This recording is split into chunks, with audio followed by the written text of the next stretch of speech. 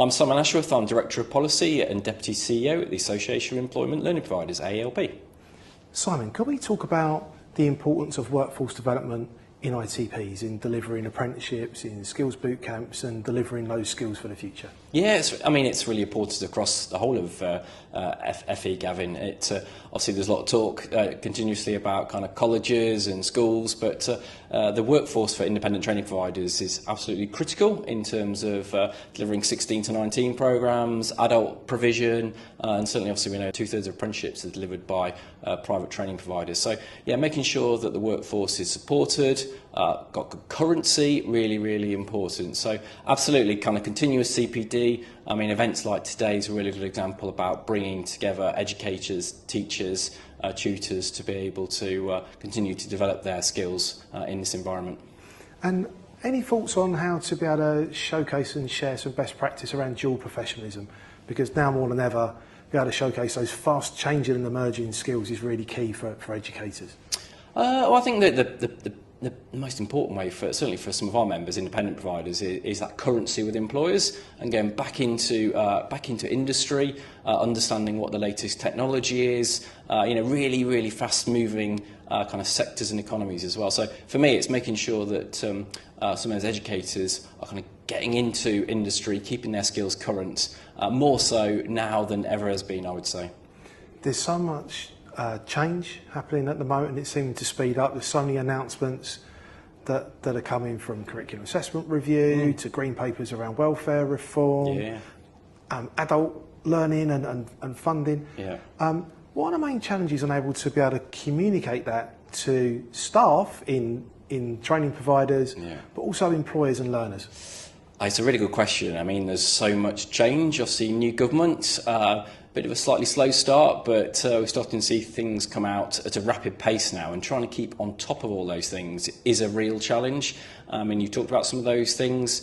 There's a whole raft of other things to come. We're expecting a post-16 white paper imminently. I think some of that change also brings a lot of uncertainty. We've had some headlines that came out during National Apprenticeship Week, but what does that really mean for providers, teachers, training staff? I mean, it's important to consider, what you've got control of, what you know. We see lots of sort of myths and stories, but there's some trusted sources which will help kind of give people a steer, signal, support, whether that's about adapting programmes, thinking about changes in funding methodology, changes in kind of rules and more technical things. So absolutely, lots of change, see that at the moment. I think for a lot of organisations, they spend a lot of time focusing on just delivering the day job. That's kind of what they do, what they've got to do. And I mean, that's one of the benefits of organisations like AELP, is that we help disseminate, thin out, kind of give the key messages to providers and employers about what are some of the changes and how they might want to adapt and think about those changes as they get closer to that change themselves.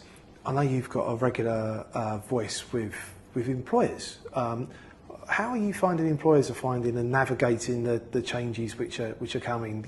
The levy, for example. Like what does that mean for an employer?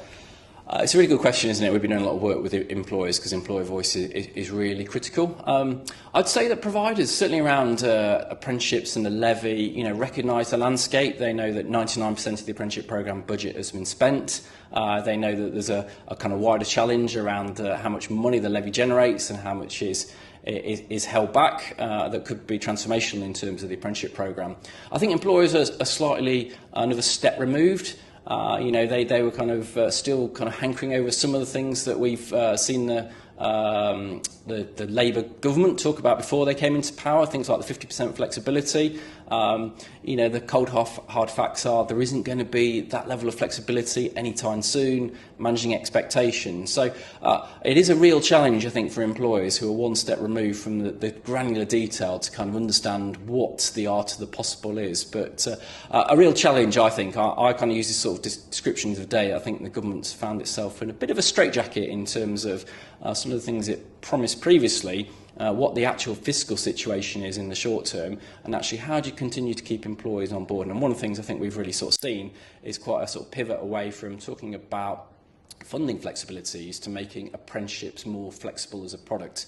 And we've seen a raft of announcements on that around maths and English policy for adults, start a process to reform endpoint assessment, and I'm sure the government is keen to look at all those sort of red line areas that previously employers said they want a bit of flexibility in. So a bit of a holding pattern, but we definitely hear that employers are starting to get more frustrated about what they think they were going to get, which they probably won't be able to get anytime soon.